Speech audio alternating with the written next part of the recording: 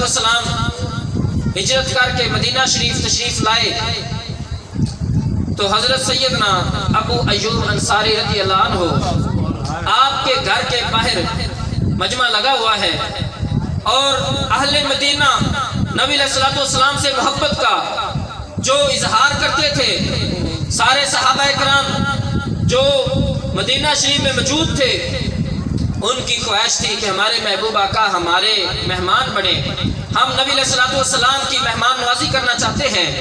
تو نبی علیہ الصلوۃ والسلام اب کسی کا دل نہیں توڑنا چاہتے، تو فیصلہ یہ ہوا کہ اونٹنی جس کے گھر کے باہر بیٹھ جائے گی وہ مہمان نوازی کریں گے۔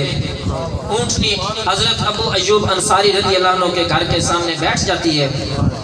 اب جبار نامی شخص اس نے اپنے پاؤں سے ٹھوکر ماری، اونٹنی کو اٹھانے کی کوشش کی اور اپنے دروازے کے باہر بٹھانے کی کوشش کی، تو حضرت ابو ایوب انصاری غصے میں آ گئے۔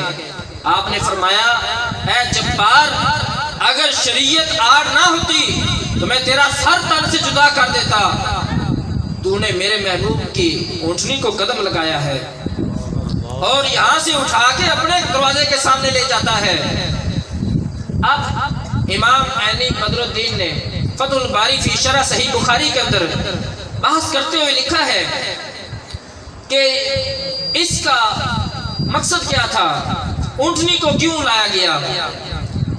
تبا بادشاہ، جو تبا اول بادشاہ تھا، یمن کا حکمران تھا، جس وقت وہ مکہ شریف سے مدینہ شریف کا سفر کرتے ہیں تو تبا بادشاہ کے ساتھ 400 جید علماء کرام تھے، 400 جو شادیوں کے بغیر زندگی گزار رہے تھے، اور یثرب میں پہنچے۔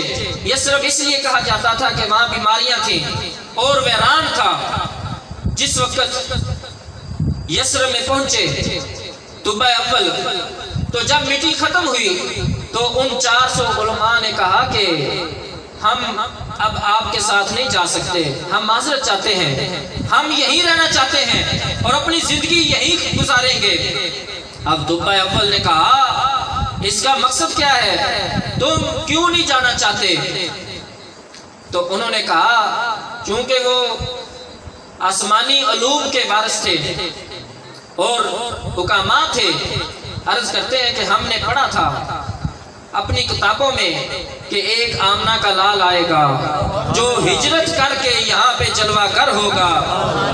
یہ اس وقت سرکار کی ولادت سے 1000 سال پہلے یہ محفل میلاد کا ایک انعقاد کرنے والے ہیں، 1000 سال پہلے سرکار کی ولادت سے بھی۔ تو تبا بادشاہ نے کہا کہ میری حکومت ہے، میرا مال ہے، جاہ و جلال ہے، میری زندگی کی رنگینیاں، اور تم یہاں پہ ویرانے میں رہنا چاہتے ہو۔ اگر تم نبی علیہ السلام کی آمد کے لیے یہاں زندگی گزارنا چاہتے ہو تو پھر میں بھی ایمان لاتا ہوں اور مجھے بھی یمن نہیں جانا چاہیے، میں بھی اپنا زندگی کا سارا ساز و سامان یہیں لے آتا ہوں۔ جس وقت یثرب میں تبا اول نے اپنا سارے خزانوں کا بندوبست کیا، سارے خزانے منگوا لیے، اور 400 علماء جو تھے ان کے لیے علیحدہ علیحدہ گھر بنوائے۔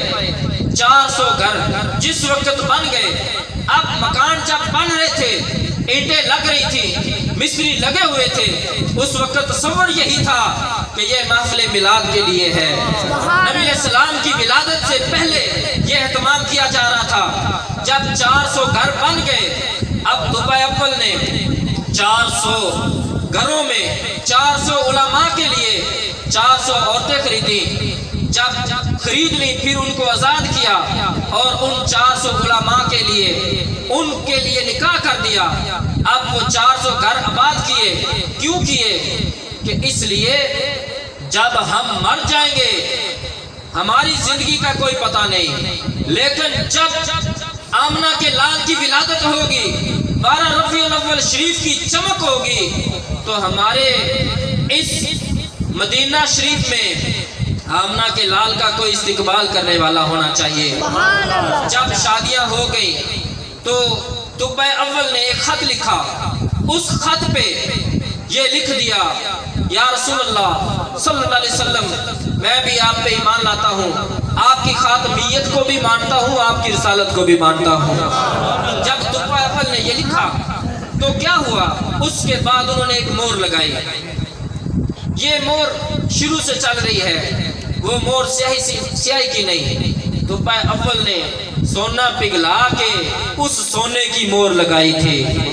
سونے کے مور جب لگ گئی سونے کے نام پہ، اب مور جب لگ رہی ہے تو بتا رہے ہیں اے بعد والو، جب تم میلاد کرو گے تو پہلوں والوں کو بھی یاد رکھنا کہ ہم نے بھی کوئی لیٹر عام نہیں لکھا تھا، سونے کی مور لگا کے اپنے جگر پگھلا کے لکھا تھا۔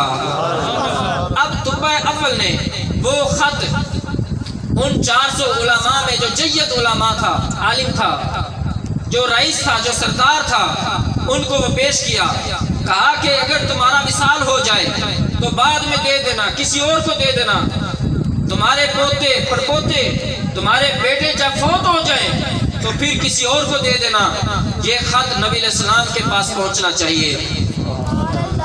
جب ہمارے نبی علیہ السلام مدینہ شریف ہجرت کر کے ولادت کے بعد پہنچے اور حضرت ابو ایوب انصاری کے گھر کے باہر جب مجمع لگا ہوا ہے اور تحفہ اول نے 2 منزلہ کوٹھی بنوائی تھی سرکار کے لیے، اس وقت کسی کو کوئی جھونپڑی نصیب ہوتی تھی۔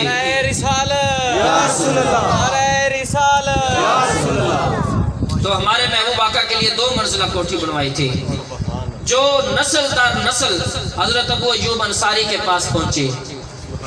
جب حضرت ابو ایوب انصاری کے گھر کے باہر وہ اونٹنی بیٹھی تھی تو امام عینی فرماتے ہیں یہ سارا جو منظر تھا یہ محفل میلاد کا تھا، اس لیے وہ اونٹنی حضرت ابو ایوب کے گھر بیٹھی تھی۔